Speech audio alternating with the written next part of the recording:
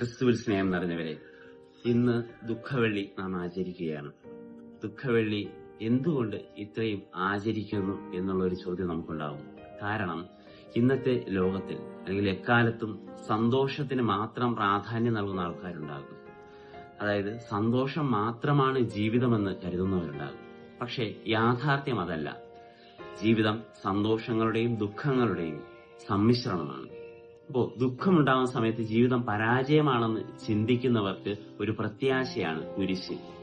അതായത് ദുഃഖം ജീവിതത്തിൽ ഒരു നന്മ കൊണ്ടുവരും എന്ന് കുരിശ് നമ്മെ പഠിപ്പിക്കുകയും ചെയ്യുന്നു. അതുകൊണ്ട് പ്രിയ സഹോദരരെ, ആരെങ്കിലും ദുഃഖത്തിലായിരിക്കുന്നുവെങ്കിൽ അവർക്ക് നോക്കാൻ പറ്റിയ ഒരു ചിഹ്നമാണ് കുരിശ്. കാരണം ഈ ദുഃഖവും കടന്നുപോകും. ഈ ദുഃഖവെള്ളിക്ക് ശേഷം ഒരു ഈസ്റ്റർ ഉണ്ട്, ഒരു ഉയർപ്പുണ്ട് എന്ന് നമ്മെ ഓരോ കുരിശും ഓർമ്മപ്പെടുത്തുകയും ചെയ്യുന്നു.